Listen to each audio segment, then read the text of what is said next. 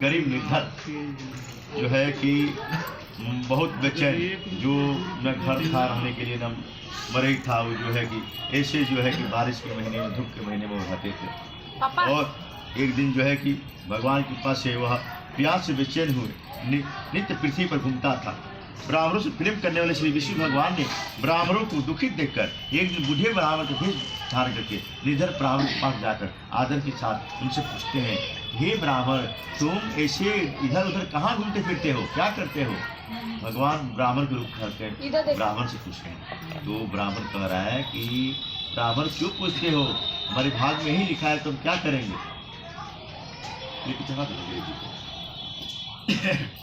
तो वृद्ध ब्राह्मण बोला कि सत्य भगवान जो है का उपाय करने से तुम्हारी दुख सब दूर हो जाएगा। तो ब्राह्मण फिर बोला कि सत्य भगवान कौन है, क्या है, हमको नहीं मालूम, तुम हमको बताओ, कथा कैसे होता है, कैसे नहीं होता है, कथा में क्या क्या सामान चाहिए।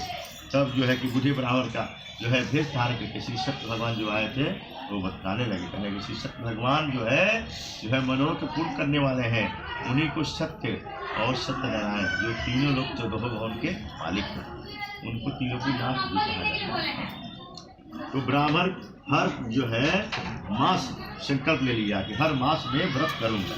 इस तरह से सत्य भगवान के व्रत को जो प्राणी, जो मनुष्य करता है, पूजा करता है, उसकी मनोकामना श्री विष्णु भगवान अवश्य पूर्ण करते हैं। इसमें कोई संशय नहीं रखना चाहिए। भगवान की पूजा में, भगवान की पूजा में भाव श्रद्धा होना चाहिए।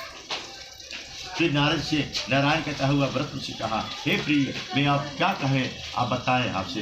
तब ब्राह्मण से सुनकर जिसने यह पूजा किया है और यह कथा मैं आप लोग को सुनाने जा रहा हूँ, फिर आप लोग आज सुनिएगा।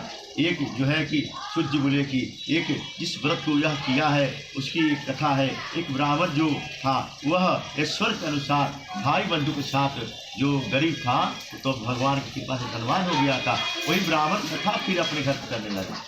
घर पे इसी तरह से हम लोग कथा चल रहे कर रहे हैं। एक लकड़ी बेचने वाला बूढ़ा व्यक्ति सिर पर रखकर लकड़ी को गठर रखकर जा रहा था अपने जो है दुकान पर बेचने के लिए। तो देख रहा है कि तो वहाँ पर बहुत भीड़ लगी है और भगवान का मूर्ति है, लोग कथा सुन रहे हैं, सब समझ रहा है, पंडित कथा सुना रहे हैं। तो वो लकड़ी बेचने वाला अपने सिर पर लकड़ी रखकर और उसको बहुत तेज प्यास लगा था। वो सोचा कि पानी मांगे, लेकिन भगवान की कथा में मग्न हो गया और प्यास को भूल गया। प्यास भूल गया, विष्णु भगवान की कृपा हो और लकड़ी को जो है रख दिया। फिर ब्राह्मण के मकान में गया और कह रहा है लकड़हारे ने, यह किसका व्रत हो रहा है? ये ब्राह्मण देवता हमको बताइए, आप क्या कह रहे हो, इसको करने से क्या फल होता है? तो ब्राह्मण ने कहा कि सब मनोकामनाओं को पूर्ण करने वाला यह श्री सिद्ध श्री सत्य भगवान जी का व्रत है और इन्हीं की कृपा से मेरे धन की विधि हुई है। ब्राह्मण से इस व्रत में जाकर लकड़हारा फिर प्रसन्न हुआ। भगवान का पंचामृत लेकर भोजन करने के बाद जो है अपने घर को चला गया। इसलिए सत्यनारायण भगवान की कृपा से वह धनवान हो गया और सुंदर नगर में चला गया, जहाँ वहाँ रोज जो है लकड़ियों का दाम पहले दिनों से चौगुना मिलने लगा। जो नहीं मिलता था, लकड़ी बेचाता था नहीं, वह बिकने लगे और लकड़ी का दाम चौगुना मिलता रहा।